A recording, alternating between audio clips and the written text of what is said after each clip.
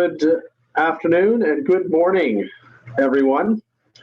Welcome to CCUF, Ways to Pay for School.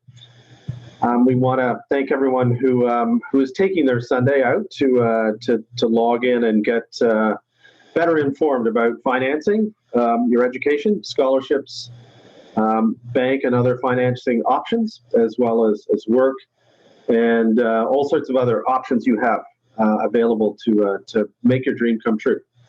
This is our 7th virtual fair. I guess I should stop and just introduce myself. I'm Chris Wilkins, the founder and CEO at the School Finder Group. And so we are the ones that organize the event.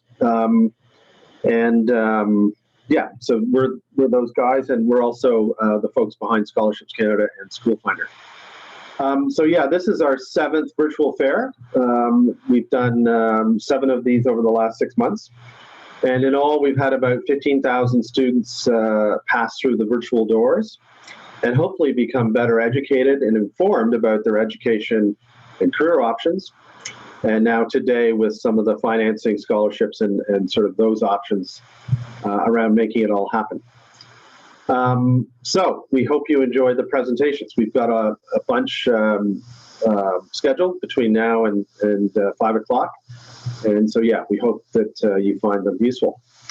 I want to just shout out to a few people who help make all this happen.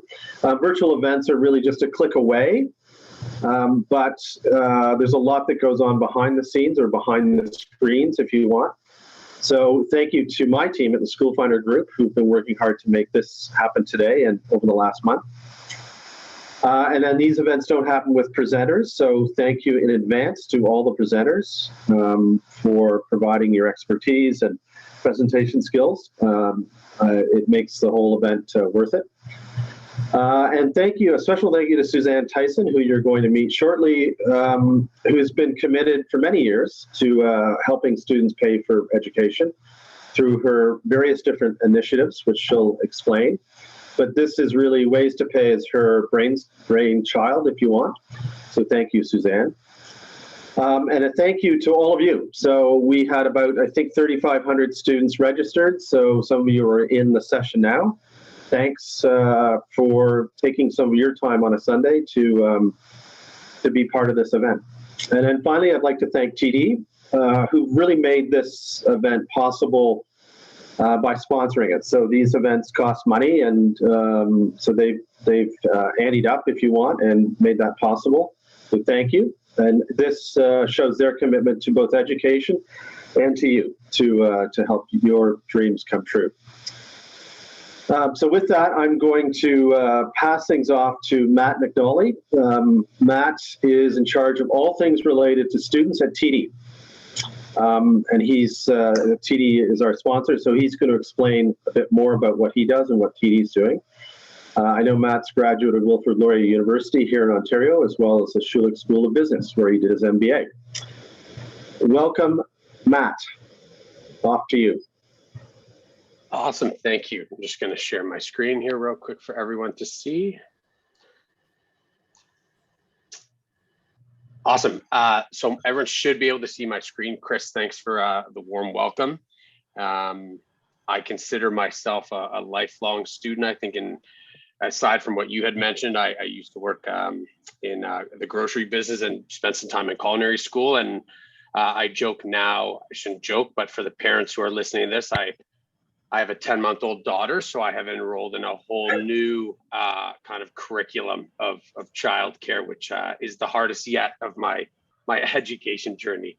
But where I'd like to start, guys, is again, it's a Sunday. Thank you for your time. I know our lives have been all different for the past year, and we're all on different schedules. But I appreciate everyone making the time to be here today. I think it's valuable.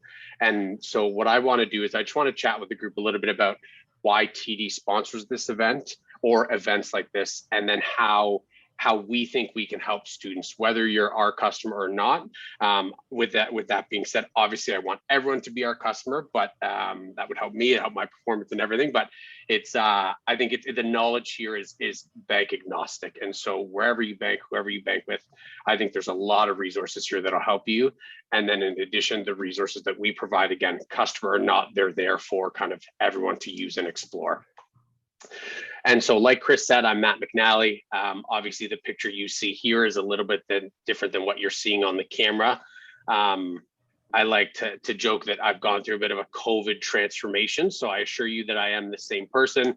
I just live in Peel Region, so haven't been able to get a haircut, things like that. But I am me. And so as Chris mentioned, I lead our TD student segment that covers anything from our youth portfolio of customers who are students, but in elementary school all the way up till post-secondary, post-grad, anything like that. So the whole spectrum. I don't do it myself. I work with a fantastic team, but it all sits under kind of my umbrella.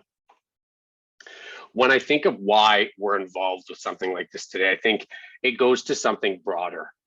As a bank, we've set a mandate for ourselves to, by 2030, to spend up to $1 billion to ultimately change the lives of Canadians. And we've bucketed into 4 different buckets, as you see on your screen. So financial security, a vibrant planet, connected communities, and better health. While this event, you could argue, doesn't necessarily touch on all of those, I think something that's really important to highlight is, and I had done some previous research to kind of building this this content I'm giving you, but the power of students. And if you think back to climate change, which happened in 2019, but to be honest, I thought it happened very recently. There's so much power that you guys have. And if you think about your upcoming education journey for the folks that are going to enroll in September, if it's later, regardless, by the time you finish, you'll be coming out of school roughly 2024, 2025, right smack dab in the middle of the mandate that we're setting for ourselves and the timeline that we're planning for. And so some of you will help us push these initiatives forward, whatever they may be. And I think they're all very important to this segment of customers, or this segment of Canadians. This event specifically, though, I think where it really touches on those 4 pillars is around financial security. So financial security is just about having more confidence related to your finances. Everyone, I think, is at different levels of financial confidence. Some are higher, some are lower. It's not a good thing or a bad thing. I think it just represents opportunities to learn and to grow. And if you think about your journey that's coming up, your education, this is arguably probably the first foray into true financial maturity and independence. And I like to put that on myself and compare myself in that scenario. I'm fully transparent. I'm 31 years old now. It was a little bit of time ago that I was in my undergrad. But when I was in high school, my biggest financial concerns, I had worked at McDonald's, were that my paycheck came in every 2 weeks and that when I swiped my debit card, it worked. And if you think about how that transitioned to when I entered my post-secondary, and as Chris mentioned, I went to Wilfrid Laurier, it changed to groceries, rent, tuition, books, and those expenses were quite bigger or much larger than what I was used to. And so it took a while to get up to speed just to kind of understand the implications of those things on how I manage day to day, which ultimately I think I was successful in doing, but there were some growing pains. And so having an event like this, I think helps lessen that impact of the transition so that you know a little bit more before you go into it. You're a little bit more prepared, and ultimately you're just better off. If we think about how TD helps with this, so this event obviously all encompassing, there's a lot of things that are going to come at you today.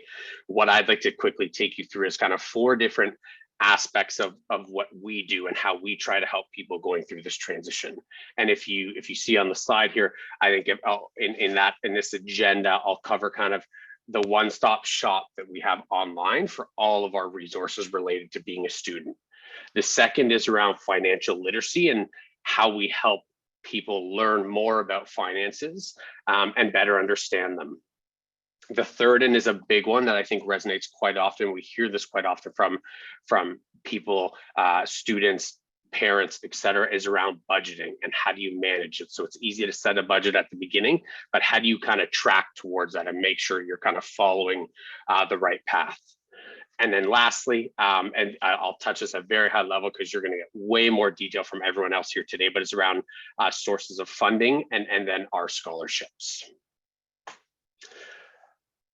And as I present these slides to you guys, you'll see at the top of every slide or somewhere on the slide, there's actually somewhere, there's a terminology that's black and underlined.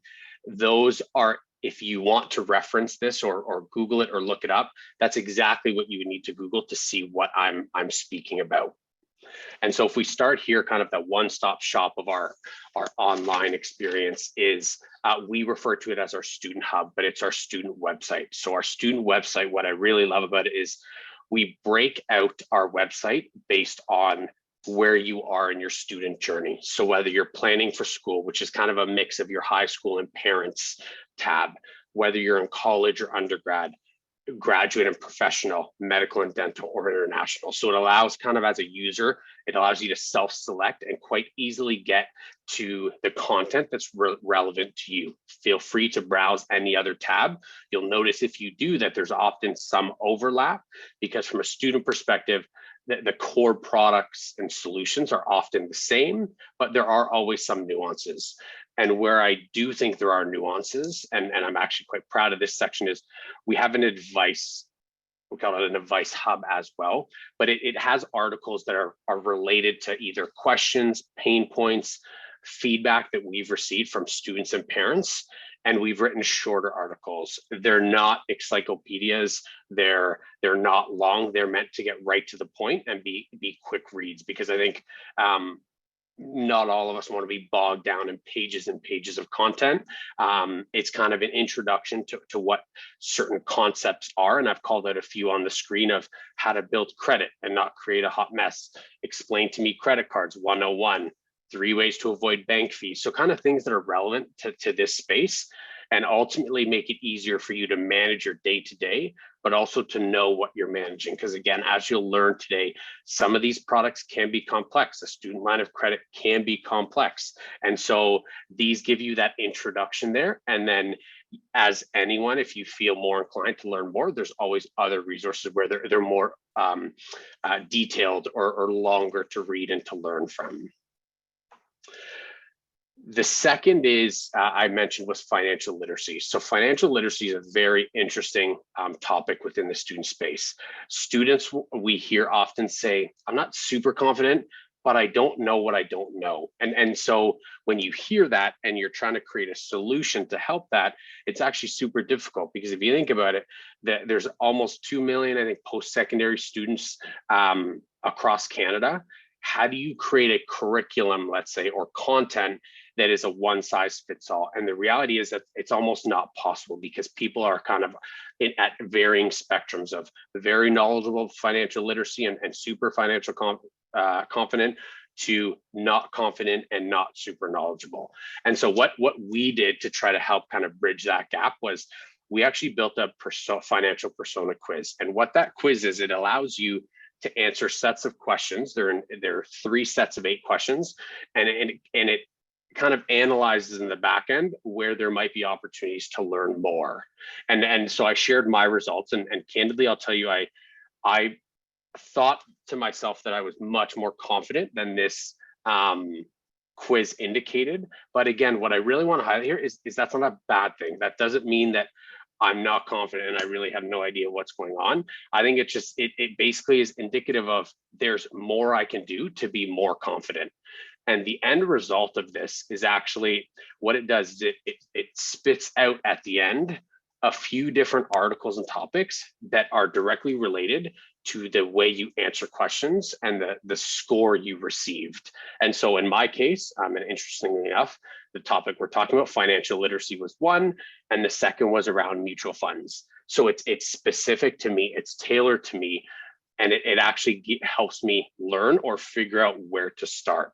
That's not the end of the road. There is so much more to learn or to explore if I want to, but it's a great way to just find out where you're at.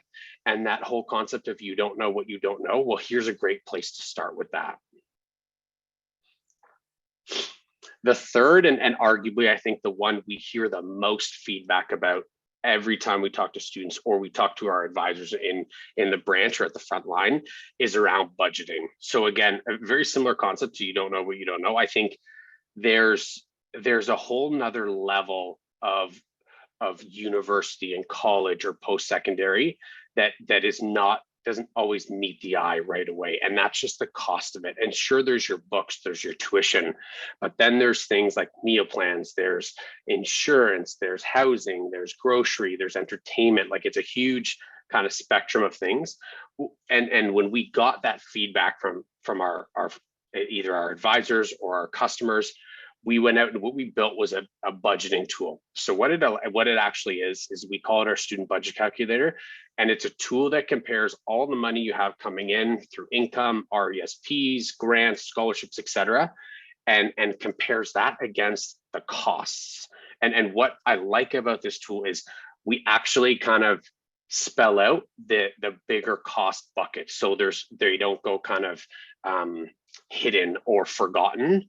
And so what this tool is allowing you to do, and if you see on my screen here in the example I'm sharing, is we have a cost of about 21,000 versus the funding that we'll have. In this case, I had made these numbers up, but the student would have about 14,000. So kind of a perfect segue into an event like this. There's a gap of about 7,000.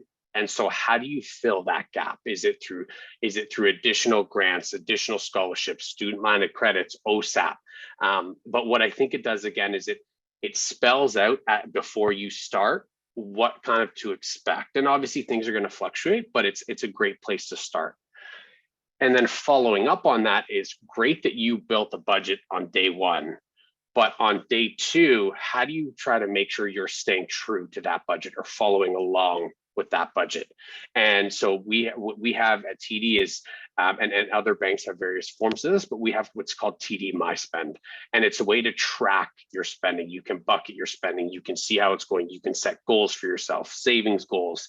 And it provides a lot of real-time insights into how you're doing. Are you over for the day, which means for the month you might end up over. And so you can adjust on the fly, but it gives you that real-time day-to-day view of how you're tracking towards said budget.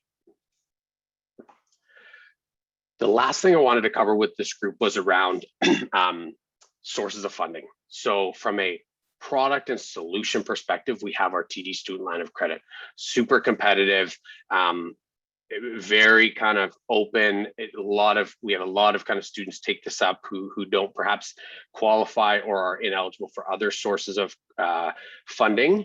But it's your run-of-the-mill kind of loan. Again, probably the first foray for a lot of customers into this type of solution, but a great way, again, to really have a solid understanding of how to manage your finances over time.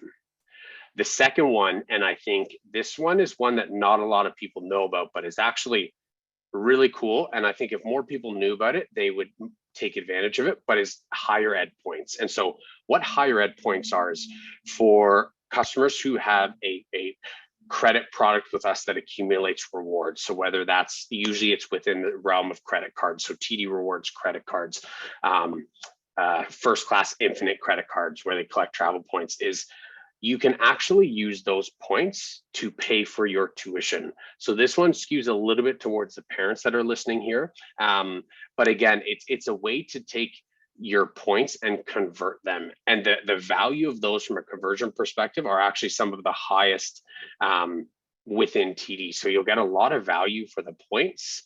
And again, it's almost a way to pay for tuition without actually having paid for tuition, in the sense that you accumulated those points by grocery shopping, by spending, getting gas, whatever the reason is.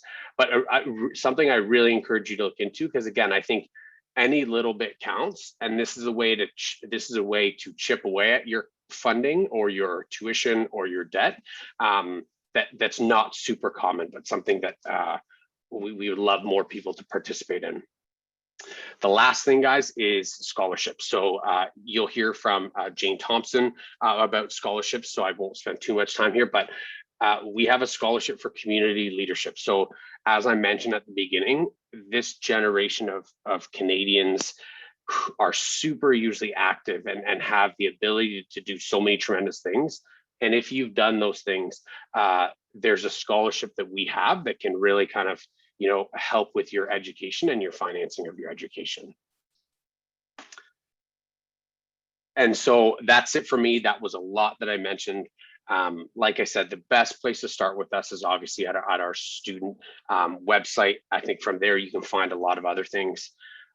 I also said, obviously, I would hope that everyone on this call decides to bank with TD. And I know that's probably not realistic, but even though we're a bank and we hope you bank with us, we're most invested in just your success. I think this is a super cool life moment that you're going through.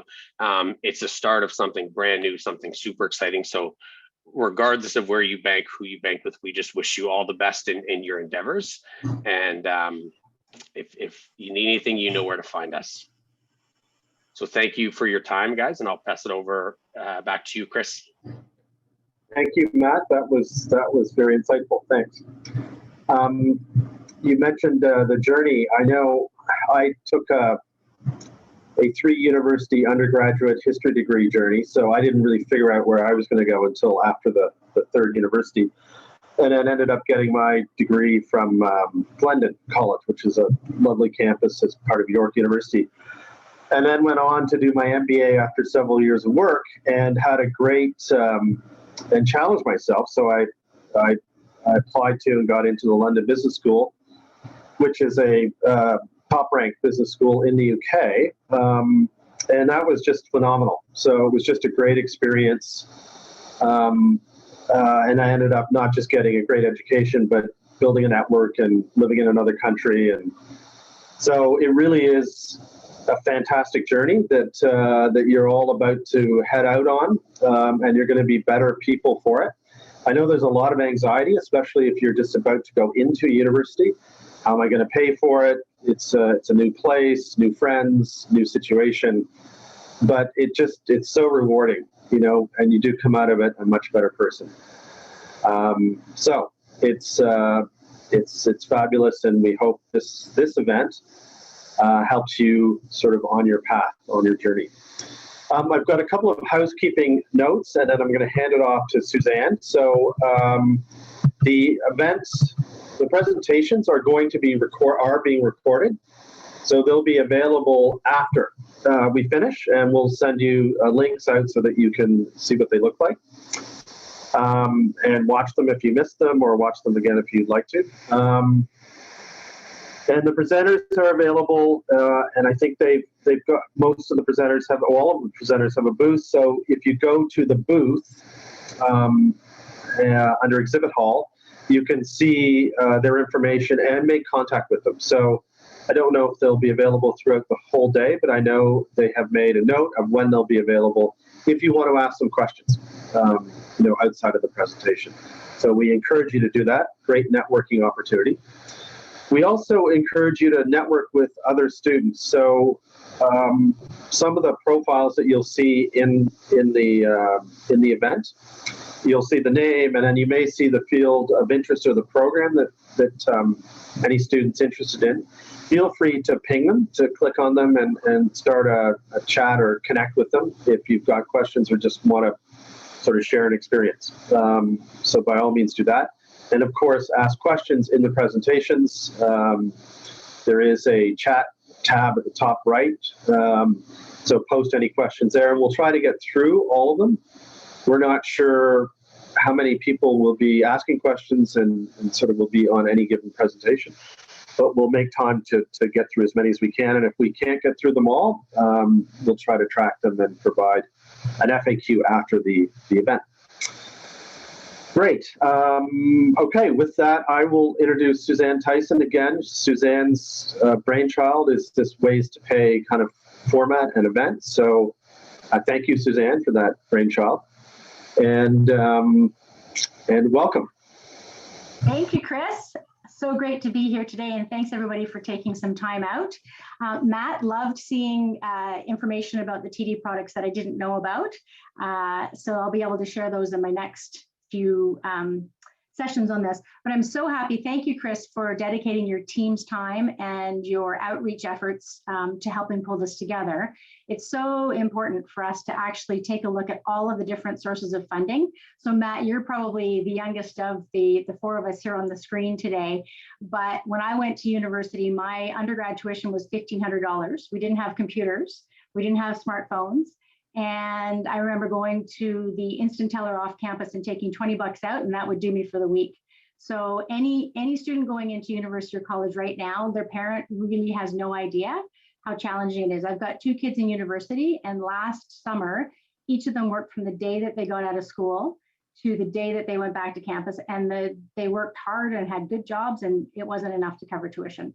So that's why I'm so excited to have a full day dedicated to all of the different ways to pay for school. So I'm going to share my screen and I'll give you some introductions. You can see Jane Thompson. She's waiting patiently. I promise I won't take too much time because she is our headliner for this hour of the session. But I'll just share the screen so you've got an idea of what's coming up for the day, so you can plan your schedules accordingly. So hopefully everybody can see the screen. Just give me a nod, yeah, if you can see. All right. So let's see if I can get it to move to the next slide. All right. So we are going to start with our session. Jane Thompson is coming up right after this. And Jane is the executive director of the TD Canada Trust, or TD Scholarship for Community Leaders. And for 26 years, the scholarship has been awarded to 20 emerging leaders, community leaders from across Canada. And the thing that people love about this award is it's not about marks, it's about true community leadership. How are these young people changing the world? And the award's one of the biggest out there. It's $70,000, and it covers 4 years of support for university and college study.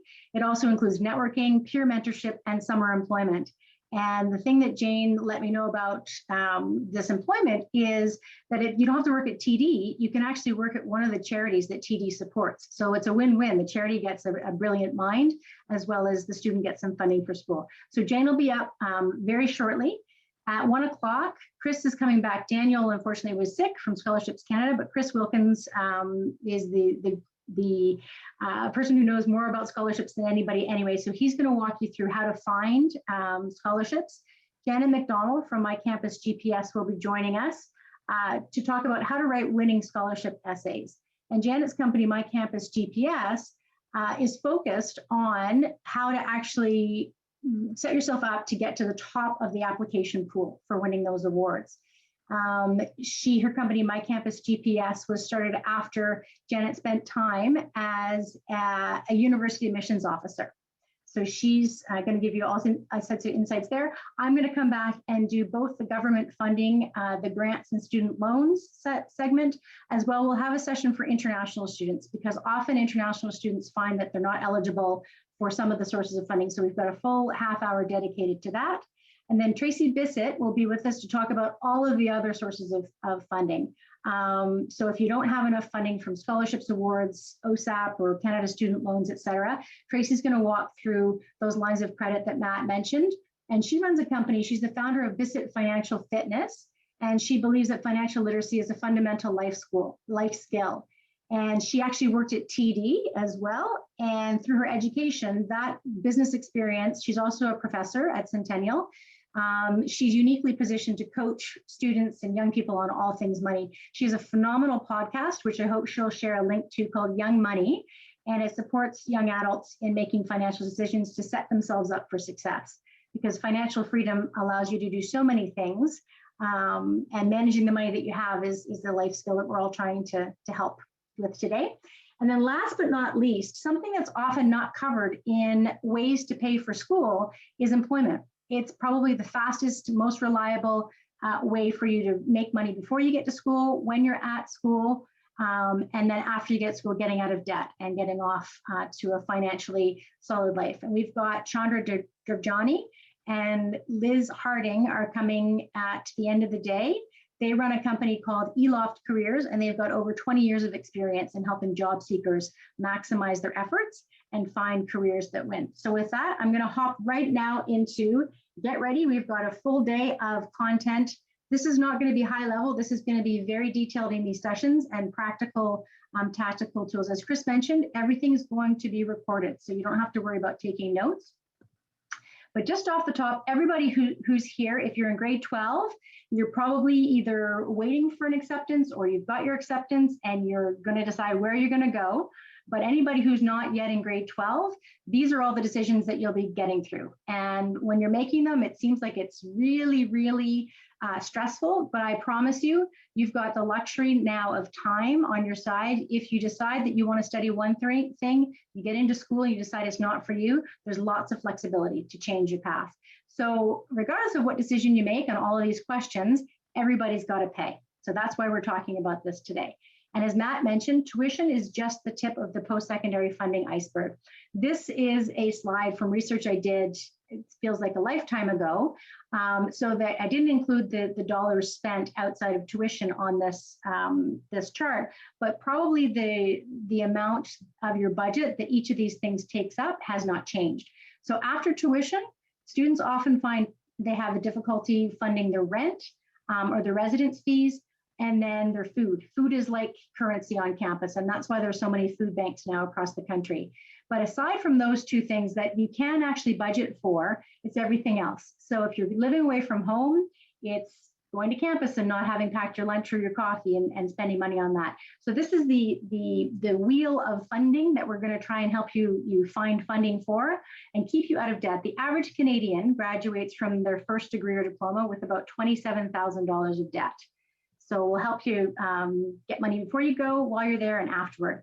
One thing I'd ask everybody to do is to please download a PDF or print off this Ways to Pay for School Expenses and Sources of Fund worksheet. And as you're going through the conversations today, you might be able to find information on the funds side, but it's very important for you to actually have a handle on all of those expenses. And at the bottom, I've actually included the link that Matt mentioned to TD's automatic calculator. If you don't want to use the Excel spreadsheet, or you don't want to print it off and use a hard copy, you can go and use the great tool that TD has created. So the amazing news is that there's lots and lots of money out there, and we're going to help you today find all of these different sources of funds. Just off the top, there's merit-based awards, which reward you for things you've done in the past. So high marks, community leadership, etc. You've probably seen a lot of them. Those exist at campuses as well. You've probably been offered entrance awards at the schools that have sent you acceptance letters. Financial need-based awards, we're going to talk about those. And the very cool thing is there's always new money coming out in both of these two categories. So if you haven't registered at Scholarships Canada yet, make sure you register and keep your profile updated, because as new money comes out, you'll be front of line to have those in your mailbox. I'm going to talk about on campus as well how to make friends with your financial aid officer, because they're your best friend on campus. Then outside of the merit and financial need base, there's all sorts of other funding out there. We're going to tell you about Scholarships Canada. I'll tell you a bit about higher ed points. There's a picture of Shelley Clayton, who is the financial aid director at the University of New Brunswick. And she loves it when students reach out to her, because she says you can't apply for an award that you don't know exists. And if you're not connected with the financial aid office, the likelihood of you finding out about those awards once you're in school is very low. Employers, I just found out that the Tim Hortons scholarship, for anybody that works at Tim Hortons, it's been expanded just from the crew, so the students, to the children of crew. So one place that people forget to look often is if their employer offers scholarships and awards for themselves for school or for their children. Chandra and Liz are going to talk about work, and then we're going to have Tracy talk about private funding. So tons of money that you're going to find about today. This is probably the only time we're going to talk about higher ed points. Thank you, Matt, for mentioning it. But you can redeem anybody's loyalty points. You don't have to collect them yourself. In fact, we don't want students going out and getting credit cards and putting money on them. We want you to tap into the $16 billion worth of loyalty points in Canada that are sitting in people's wallets. So in higher ed points, there's the TD Rewards Program, Aeroplan, Amex, and CIBC. All you have to do is redeem like you would. We say no more trips and toasters, mom and dad. Redeem those points for my tuition. Set up a free account at higher ed points. put in the student information and we deposit the money directly into the student account at the school. So if you have aunts and uncles or grandparents, anybody that runs a business, I guarantee you they're collecting loyalty points that they can use. So now I'm going to stop sharing my screen and I'm going to introduce Jane Thompson, and she's going to tell you about TD's amazing scholarship and also share lots of her wisdom on the topic of how to win scholarships. Take it away, Jane. Nice to see you. Thank you so much, Suzanne. This is really exciting to be talking to you, all you folks, and I'm really glad you have all shown up. As Suzanne says, I have been the executive director of the TD Scholarships for Community Leadership for 21 years. So when you spend a lot of time doing that, the question I get asked all the time is, what's the secret to winning a big scholarship? And that's a little bit of what I'm going to talk about today.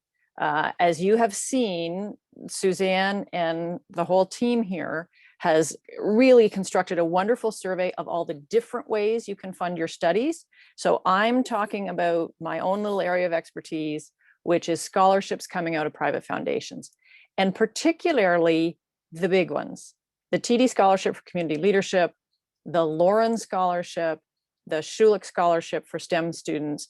Because in a way, the fact that there are such large amounts of money almost scares people away. So I want to talk about how we get you over that hump of being a little bit scared by the size of them, and how you roll on down the road towards winning one of them. So first of all, and if you only write down one thing all day, actually two, as Shelley said, Suzanne quoted her, you cannot win scholarships you don't know exist. So some of my colleagues here today are going to help you with that, especially with Scholarships Canada. Finding them, hugely important. But once you've found them, my little addition, which I want you to write down, is this is the only thing that Jane knows for sure about who will win a scholarship and who won't win a scholarship. If you don't apply, I can guarantee you, you will not win. That's it. We have got to get you over that little hump of maybe I shouldn't even bother down the road to applying. That's the first big thing we're going to do here today. So I'm going to try to keep my remarks really pretty short so that you can, there's some time for questions. And I see there's 11 things in the chat there. So people are lining up questions, which is terrific. And I can certainly talk about the specifics of some of these programs. But right now, I want to share whatever I can to encourage you on your journey here. So I'm going to tell you 4 things, 4 big steps. And I'm not going to use slides because I want you to be in your head and in your imagination at your desk, in front of your laptop, or in the school library, wherever you do this work. That's where I want you to be mentally. The first thing is mindset. And I think I know this, I remember applying for scholarships and funding, especially when I was in grad school. And there is this picture we get in our heads. There's a nasty little gremlin that tells us this, that all the things that people need to win a scholarship. And for these scholarships I'm talking about, it's your academics and your student activities, your leadership, anything you do to demonstrate character, service, leadership. It's all wound up and you pile it all up until there's a great big heap of it. And you think in your head, I don't have enough of it. The people who win these scholarships are right up here on the top of that mountain. And I'm comparing myself to them and I'm just not there.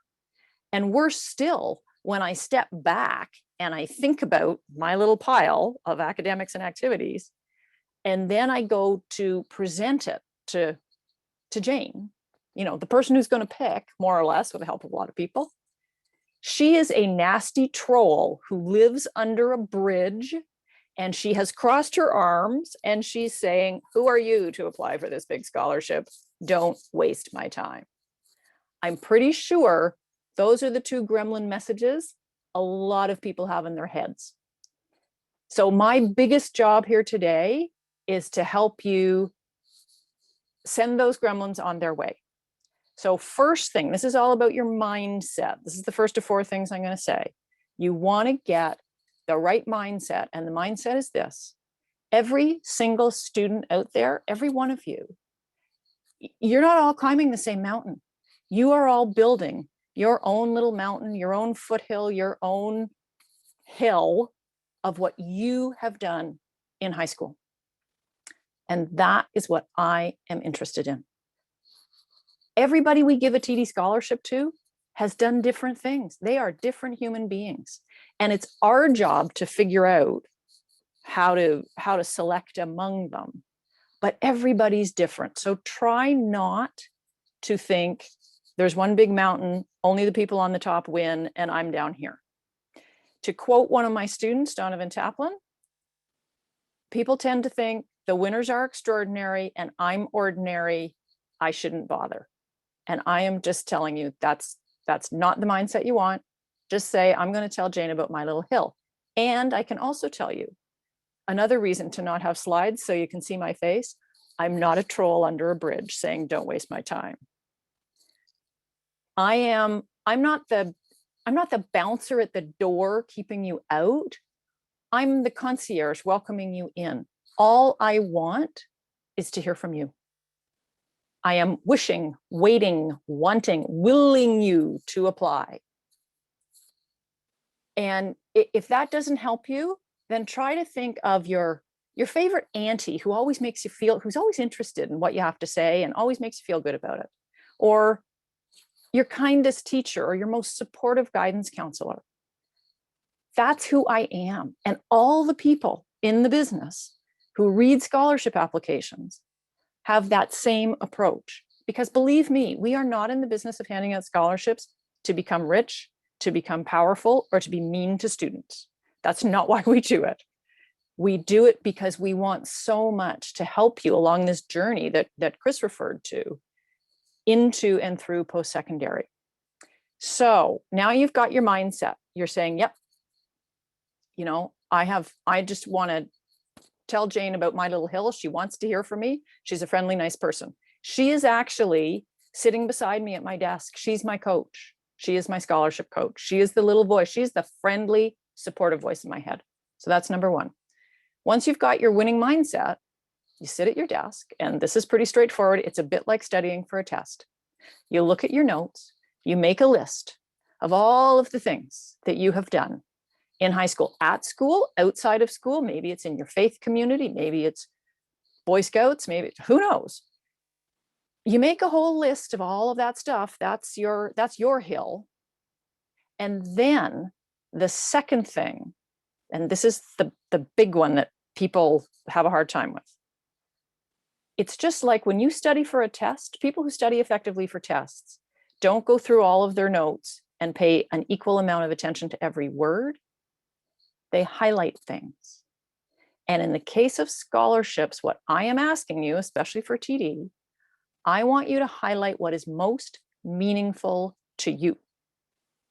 So here's my little example. Don't try to predict what somebody like me thinks is most important.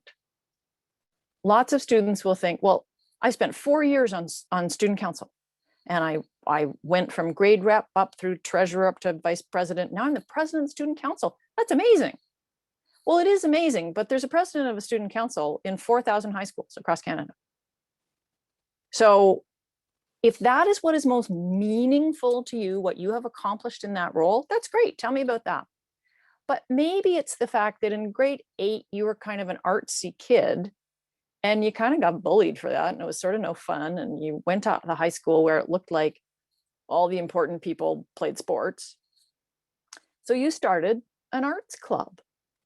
And you kind of built that up over time. And you found out when you asked people to join, there were a whole lot of kids in that school who were really arty.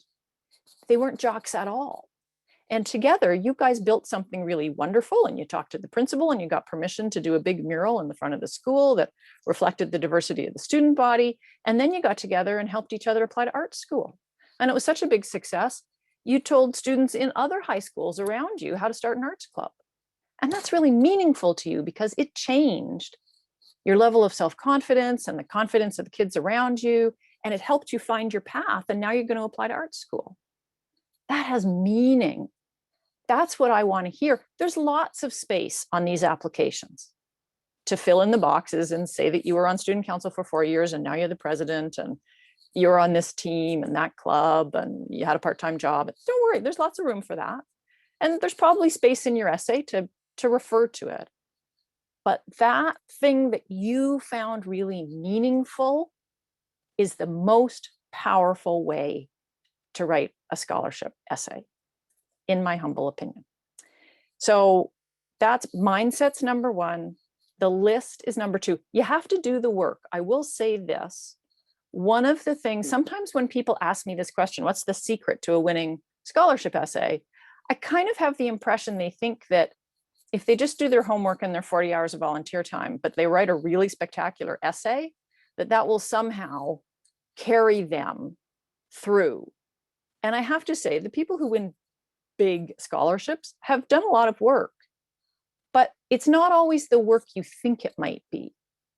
And I won't tell this story at length, but one of the kids, and this is a great story, he grew up in a small outport in Newfoundland. And this was a number of years ago. It was when the cod fishery first crashed, and the adults in town were all pretty busy trying to figure out what to do about that. And everything had sort of fallen apart. So Craig and his friends went out and they resurrected the outdoor hockey rink that had fallen into disrepair. And they repaired the boards and they painted them and they laid down the ice. But it wasn't just so they could play hockey. They started an intramural league for the younger kids in town. And it was not only, and it was fabulous. He told us all about the success of it and what happened to it and how they then rolled it out into a basketball league in the spring and the effect it had on those students, what he learned from it, what his peers learned. But it was that arc.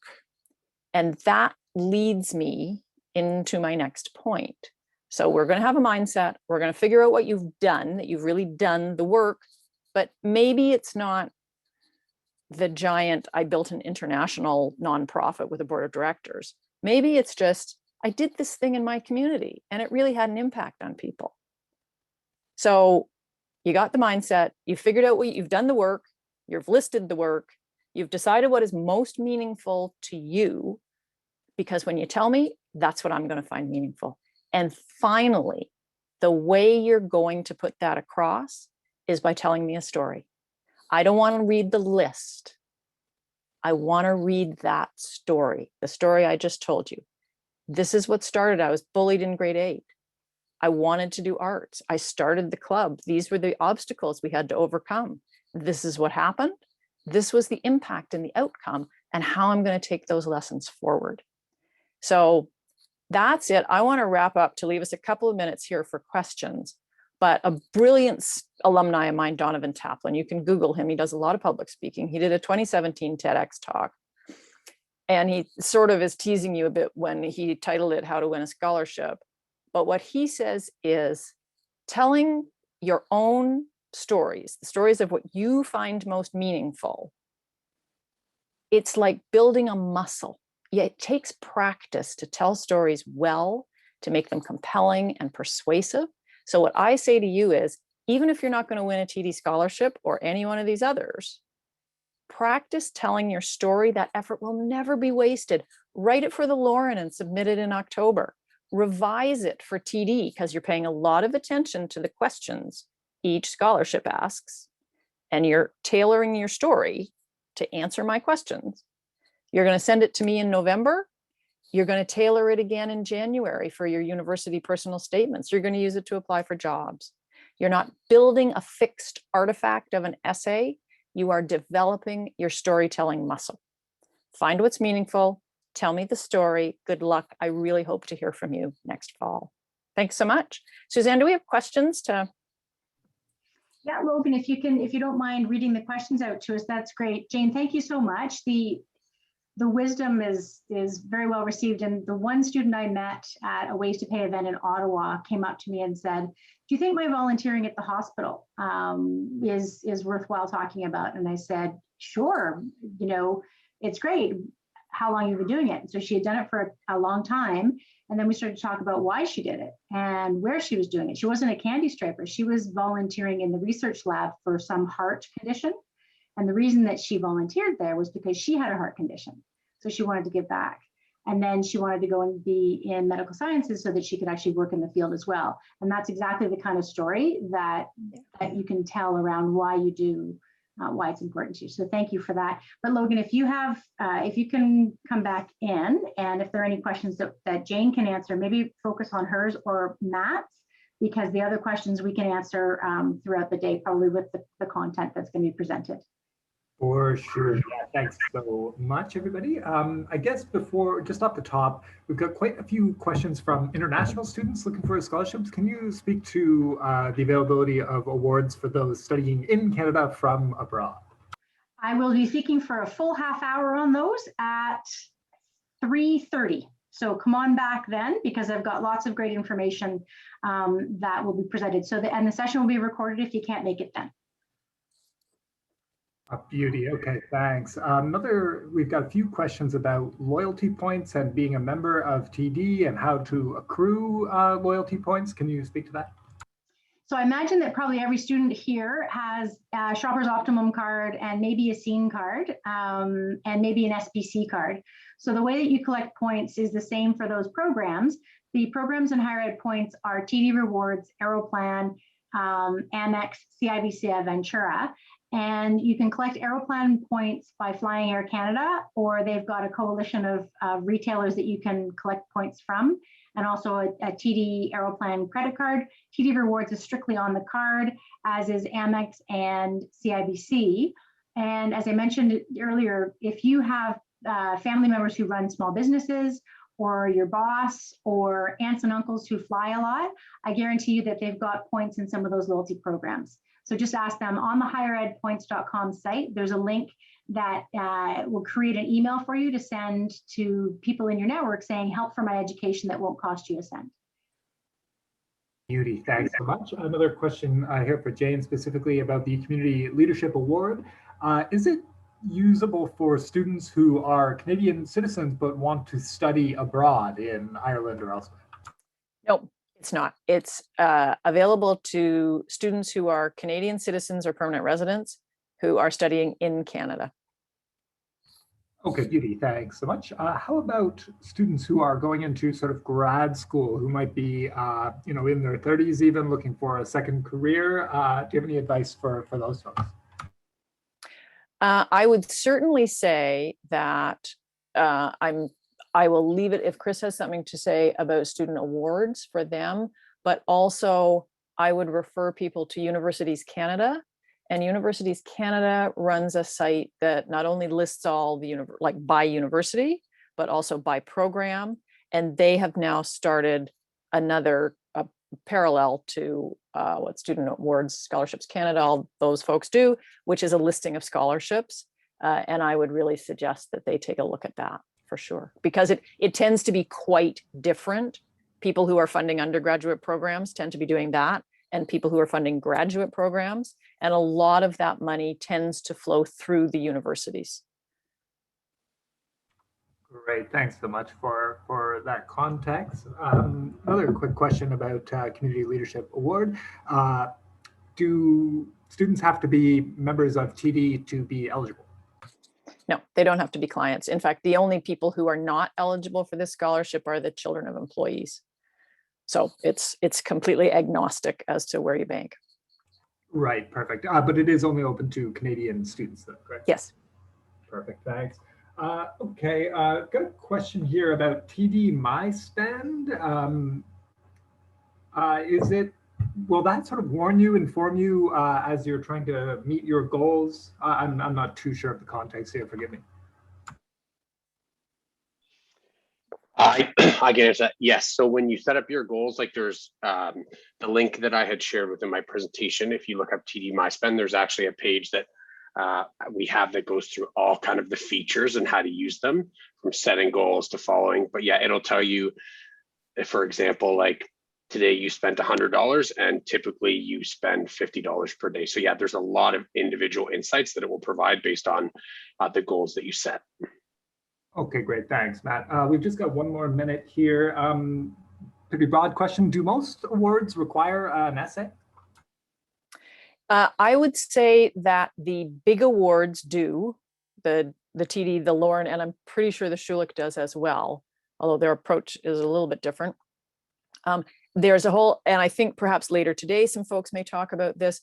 There are numbers of university entrance scholarships that are mostly based on marks. Some of them are automatic, that just when you apply, if your marks are above a certain point, they will offer you an entrance scholarship. Some of those are renewable, some of them aren't. But yeah, I would say any of the big private ones require an essay, at least one. Perfect. Thanks so much. Yeah, so we're just about out of time. Any sort of, go ahead. I was just going to say, if you look at scholarshipscanada.com, you'll actually, when you register, you'll get a whole list of awards, and a bunch of them don't require essays for sure. And your financial aid officer on campus, a lot of campuses have a one app, which means you put your information in once a year, and you're automatically considered for any money that comes up with those awards, and you don't have to write essays for those. Okay, beautiful. Thanks so much, folks. We are just about out of time. I'll add these couple of links to the chat as well, Higher Ed Points and td.com/scholarships. Yeah, thanks so much for your time and expertise, everybody. Really appreciate it.